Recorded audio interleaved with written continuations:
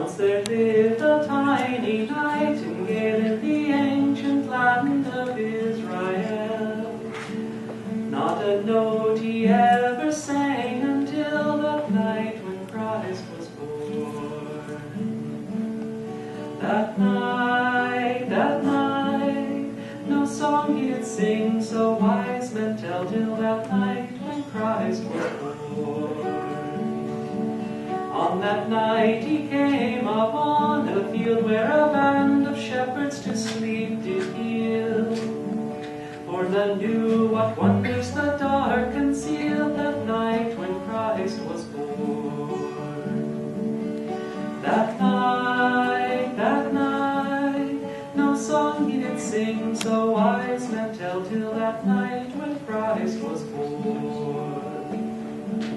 Suddenly an angel host appeared, with their song the solemn darkness cleared.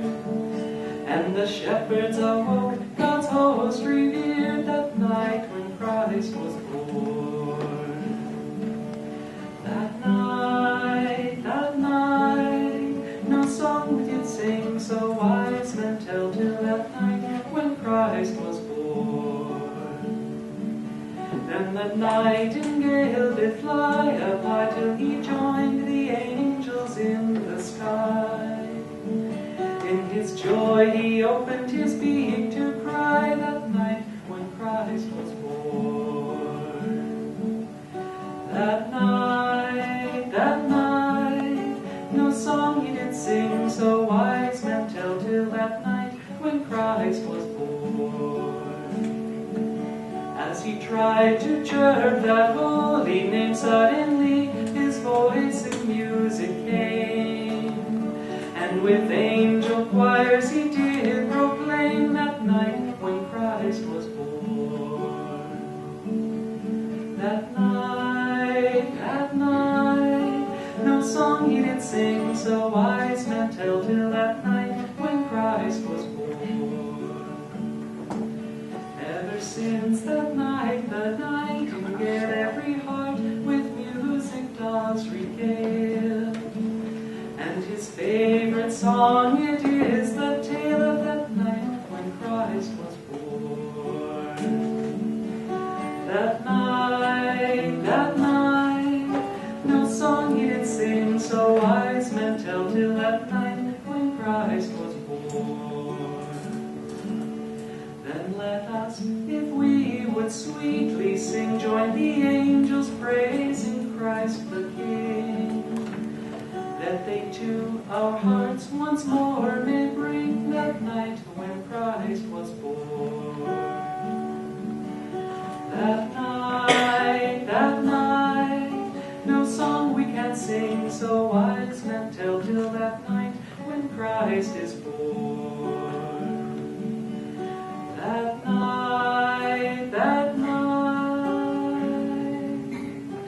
no song we can sing, so wise men tell, till that night when Christ is born.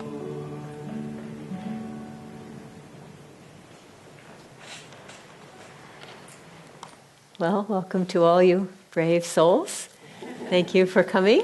For those who don't know us, my name is Nayaswami Anandi. This is Nayaswami Bharat. We'll begin with a reading from Rays of the One Light. These are parallel passages from the Bible and the Bhagavad Gita. These are written by Swami Kriyananda. And this week, the title is, What is it to fail spiritually? Truth is one and eternal. Realize oneness with it in your deathless self within. The following commentary is based on the teachings of Paramahansa Yogananda. The first passage is from the Gospel of St. Matthew, chapter 25. Jesus tells the parable of the 10 virgins, 5 of them wise and 5 foolish. They await their bridegroom, the Christ consciousness. The wise virgins keep the oil in their lamps, symbolic of their devotion, lit through the night. The foolish virgins placed no oil in their lamps. These foolish ones are like the average devotee, going through the motions of outer ritual, but keeping no fire of love burning in the heart. When the bridegroom's coming is announced, the foolish virgins realize their mistake and hasten out to purchase oil. During their absence, the Christ consciousness comes and embraces those who have been awaiting him with devotion. The foolish ones, by their lackluster devotion, are not accepted by him. Watch, therefore, Jesus told his listeners, for you know neither the day nor the hour wherein the Son of Man cometh. In Autobiography of a Yogi, Paramahansa Yogananda describes the foolish virgin consciousness he encountered in the Mahamandal hermitage he stayed in as a young man in Benares. I was pleased, he wrote, that my new home possessed an attic, where I managed to spend the dawn and morning hours. The ashram members, knowing little of meditation practices, thought I should employ my whole time in organizational duties. They gave me praise for my afternoon work in their office. Don't try to catch God so soon. This ridicule accompanied me one of my early departures toward the attic. Later, during meditation, I felt lifted, as though bodily, to a sphere uncircumscribed. Thy Master cometh today. A divine womanly voice came from everywhere and nowhere. This supernal experience was pierced by a shout from a definite locale. A young priest, nicknamed Habu, was calling me from the downstairs kitchen. Mukunda, enough of meditation. You are needed for an errand. The Divine Mother's words were not spoken for the benefit of that priest, the foolish virgin, but for Mukunda, the wise virgin, for this was the day his guru, Sri Yukteswar, came to him. Grieve not, friends, if you feel that you have been foolish. No error is forever. Someday, if you keep your lamp lit now, your opportunity will come. In the Bhagavad Gita, the 6th chapter, Krishna promises every devotee, Arjuna, none who works for self-redemption will ever meet an evil destiny. Spiritual failure, though a deep disappointment, is always temporary. Eternal hellfire is but a projection of vindictiveness in the human mind. Thus, through Holy Scripture, God has spoken to mankind. Om, Om, Om.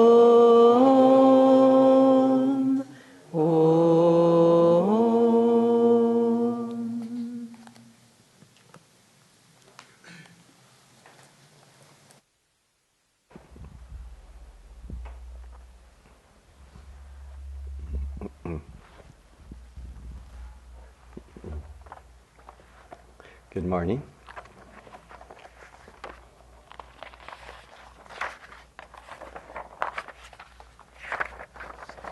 I'd like to read from Whispers from Eternity, a book on mystical poetry by Paramahansa Yogananda.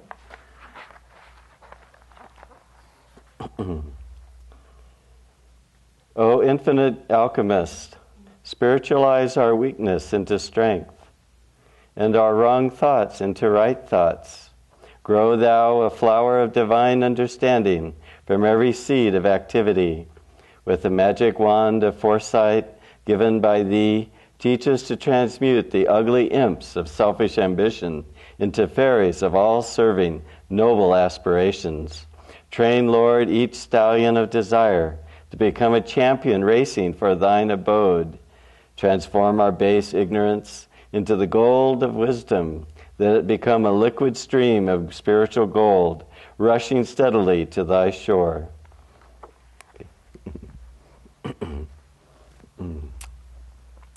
Well, we're a little bit fewer this Sunday. I don't know if it's because of the storm that we had and the power outage, or if people just didn't want to hear a talk on what is it like to fail spiritually. J.M. Barrie, he said that we're all failures, at least the best of us. And what does that mean? I was meditating on that. And,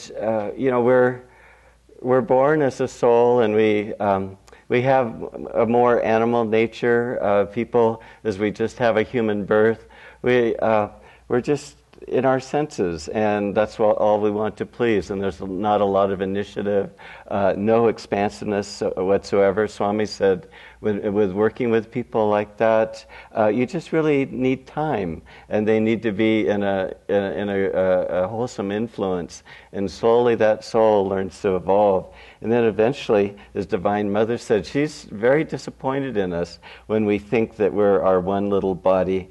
And here she has this infinite cosmic body. And, I was reading about Om Samadhi, and it's where eventually you feel yourself in every atom in creation. And that's the contrast between, a soul dimly starting to be aware, and then having this kind of vast consciousness. And as you can imagine, there's a lot of changes that happen along the way, and a lot of perceptions are changed, a lot of maybe mistakes are made, and it's just part of the process. And we aren't, our sights aren't very high unless we aren't failing. And what is failing? We often we might hit a challenging time on the spiritual path, and we think, well, gee, I'm not getting through this. Maybe we could get down on ourselves. And it's actually just, we're still in process. Divine Mother just wants to take it all away. Sister Gaudamanta, Paramahansa Yogananda's highest woman disciple, she talked about going through periods like this, and like it being a furnace. And if you really stay the course, the devotee becomes like steel, and really has that sense of inner strength. I remember as a boy watching Spanky and Our Gang. Many of you may have watched that, but it's a bunch of little boys, and they're always into mischief, and that actually sort of somehow rang really true to me when I was growing up, and my three other brothers. But at one point, one of the little boys in Spanky and Our Gang had these barbells, and he would just lift like this really high and just get him up, and everybody would applaud, and then finally he would just drop the barbells, and then the little boy, the littlest one, he came up as the stage crew just to clean up, and he walked over and just picked it up and just walked across. And the devotee, if we're going to go become strong, we need these kinds of challenges. And the mistake that we can make is to sort of identify with that challenge itself. And if we do, then we forget really, as this affirmation for this week, we forget really who we are. And Master said that we should be like a tractor on the spiritual path. And we go up the hill and we go down the hill. And the tractor stays the same speed the whole time. It doesn't get elated. Sometimes on the spiritual path, we can feel so close that it just seems a matter of time. How many times has that happened to us? We have a very good seclusion and good meditation. Or we just, maybe Swami, he comes again, and we hear him, and he just models that consciousness so beautifully. And it just feels so close. And then other times, maybe we aren't that close. And then all of a sudden we think, well, gee, we're farther away.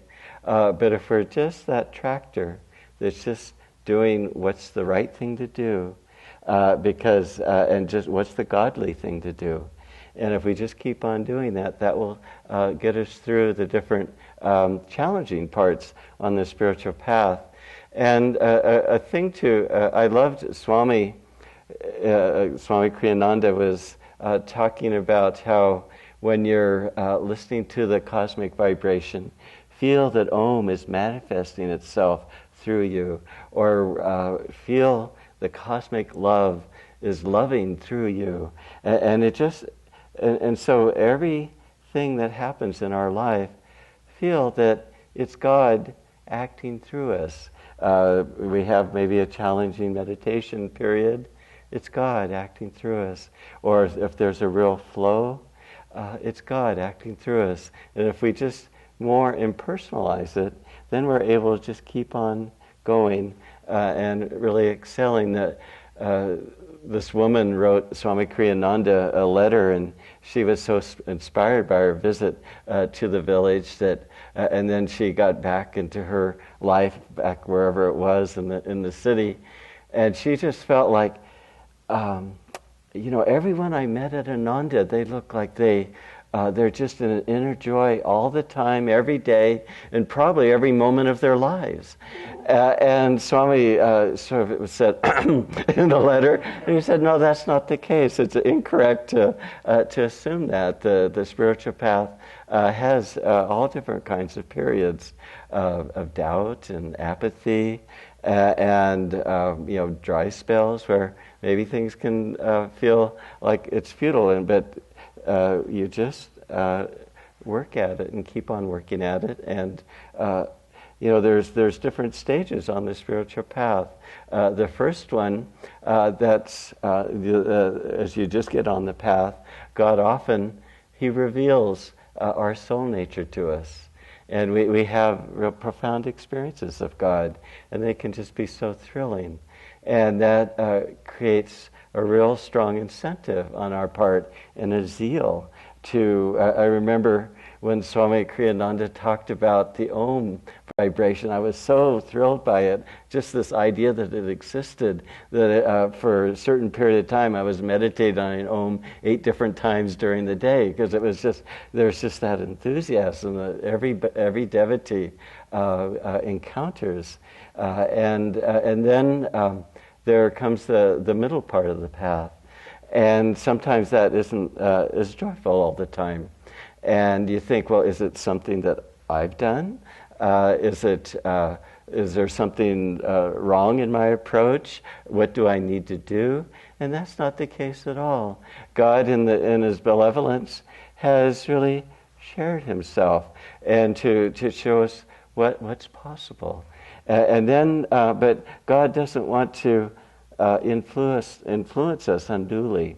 His magnetism is so great. I remember talking on the bus in the Holy Land with Swami Kriyananda, and he shared to a few people that, because he was talking about another spiritual teacher who was working with people in a certain way, and Swami said, I could extend my magnetism and influence people, but I don't want to do that. God has given each of us self-will. And God, during this part of the path, He's allowing us to choose what we really want. And we show by our actions what we want, what our interest is. If we want to be close to God, then we're very, very focused with our practices. And of course, God is blessing us all along the way, always encouraging us. But it's always after we put out some kind of effort in attunement, and then He responds. And it's always a way to lead us. And so this middle part of the path is really one of really coming to a sense ourselves, what we really want. I really feel that God gives us what we want. And the problem often in the early part of the path is we want so many things. But when we want only God, then God doesn't have to keep Himself separate. And then He'll come to us. And the third part of the path, Lahiri Mahashai talked about that it starts to become effortlessly liberating. And where there's just a real attunement. Rajarsi Janakananda, the most advanced disciple of Swami Kriyananda, who had the highest state of realization, he would walk hand in hand with Paramahansa Yogananda and just swimming in divine joy, and all the other disciples would run to the window and just watch, and there was just, Yogananda was just giving everything, the whole spiritual treasure to Rajarsi Janakananda, and there were just no barriers. And eventually that will happen for all of us, and it is already happening for all of us, just in knowing you and all the people associated with Ananda, that this is becoming more and more a reality in our lives. And so it's not free sailing yet, but we know where our true treasure lies, and our lives become more and more focused in that way. I talked about how on the spiritual path sometimes we hit a patch and we think there's something I'm not doing right yet. And there's a real beautiful story about a man who was sleeping in his cabin in the woods. And while he was sleeping in his cot, the cabin room just was filled with light, and God appeared to the man. And he greeted him, and he said, took him outside the cabin and showed him this big rock that was buried in the ground. And he said, I want you to push that rock.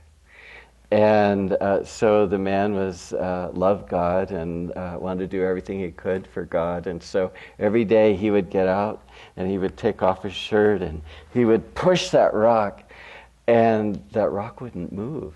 All during that first day of pushing, not a movement at all in the rock. And so the next day he went out and he pushed that rock again. Well, he was very firm in his beliefs, and he kept pushing that rock week after week, month after month, and even year after year.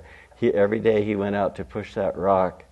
But then one day he started to get discouraged. He had a lot of fortitude. And the devil just said to him, why are you pushing that rock? You haven't moved it one bit. And implying that his whole life was a failure. And actually, Yogananda said that the discouragement, that's the wiles of the devil, because then our energy becomes paralyzed. Well, that's what happened to this man, but he still had enough faith in God and love for God that he prayed to God and just asked, and just said, I just feel like I failed. And God came to him and he said, I didn't ask you to move the rock. I just asked you to push it. And you think that you fell because the rock hasn't been moved, but look at you. Your arms are really strong. Your back is very strong. And look what you've become. It wasn't about the rock at all. It's about your own inner strength. And that's what happened to the man, is that he became really strong. And so when we're going through different times that, quote, we might define as a spiritual failure, it's really just for us to grow in our own strength. Master has talked about there's two things that we should avoid on the spiritual path: indifference and discouragement. Indifference, I'd like to talk just a little bit about that. Lahiri Mahashai said that if you don't think of me, how can I help you? If we don't think of God, if we aren't interested in God, how can God... We all are changed by God's grace, and God responds because of our interest and gives us more if our interest is high. And so if we just sort of stop, you can't just stop on the spiritual path, you'll slide backwards. And then discouragement is something that, I think that story just so beautifully explains about pushing that rock. Just do the right thing. Surround yourself by other devotees. Do your meditation as best you can. Sometimes we look and we don't think maybe we can see any results because it's very challenging. But I was thinking about, trying to overcome the body when the body's not well in meditation, but you make your effort and you experience some of that freedom.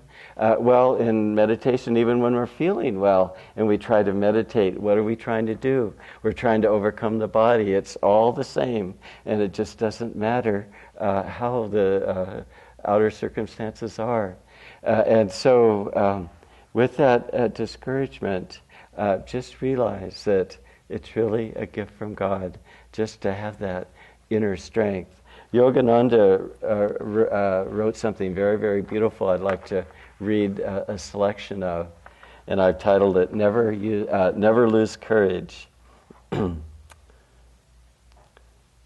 must never lose courage. Divine Mother sent me to pilot you out of the clouds of your mind. Everybody's difficulty is different, and he or she has to win that test of karma. Overcome all by constant inward calling to God and utmost devotion in words, thought, action, and obedience to Guru. Your troubles I do not mind. I will never give up my job about you. Never for a moment identify yourself with momentary flashes of error. A smooth life is not a victorious life. And I will give you lots of my good karma, so you will get through. I will not only ever forgive you, but will lift you up no matter how many times you fall. Keep unceasingly trying to conquer. Not only will I invisibly help you, but visibly through many here. There's a very beautiful... Well, actually, before I tell this story, I was reading about a saint, and as he was growing up in India, his grandmother was his spiritual teacher, and she wanted to teach him about attachment. And so she said, I would like you to get into this rocking chair. And she settled him in. He was maybe 7 years old at that time. He said, now I want you to hold on as strong as you can. So he held on really tight, and then she reached down and she started pulling him out. And he didn't want to come out because he was told to hold on. So I held on, and she was bigger and stronger than he was, and just pulled and then yanked him out. And then she said, now I want you to sit in the rocking chair and just relax. And then she reached in and she just pulled him out effortlessly, and it didn't hurt. And, I've been maybe talking about more of the challenges of the spiritual path, but it doesn't have to be that hard. If we're really ready to release all the things that hold us back, and we don't have that attachment to them, we can come out easily like that young saint in the rocking chair. I was very struck by a conversation that Dr. Peter Van Houten had with Swami Kriyananda. They were talking, just the two of them, and Peter said to Swamiji, wasn't it difficult to live with a man who was omnipresent, speaking about Paramahansa Yogananda, that knew every thought in your mind? And Swami said, yes, it was, but I wanted to change. And so the antidote to discouragement is courage, that willing to, as Sister Gaudamanta said, that there's no spirituality without heroism.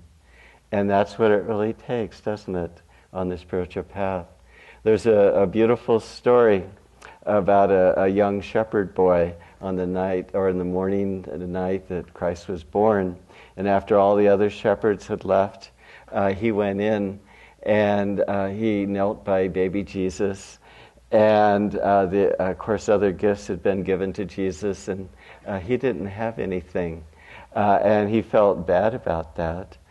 And so he came close to Jesus, and Jesus, he explained that he didn't have a gift. And Jesus said, well, I want something else. Because the boy, all he found was a broken knife blade that he could give Jesus. And he said, I want the drawing that you made. And the boy just sort of dropped his head like this, and then came very close to Jesus. Jesus could speak even, his first day on earth. I mean, an avatar, they don't have any limitations. And the boy just very whispered so no one else could hear, and said, well, that was such a bad drawing. And Jesus said, I want you to give me everything, especially the bad things, and especially those things that you aren't happy about in yourself. And then Jesus said, and I want something else. I want that broken plate. And the boy said, okay, I'll bring it to you. And Jesus said that everything that is broken, I'll make it whole for you. And now I want you to tell me what you told your parents about that broken plate. And the boy was very ashamed, and he said, I told my parents that the plate had fallen off the table, but I was really mad and I threw that plate on the ground and I broke it. And Jesus said, I want that too. I want you to give me everything. And I was thinking about the inner realities of God, the inner light. We get a taste of God's joy. Maybe we hear the cosmic sound. We feel God's love. And the transforming power that those experiences have.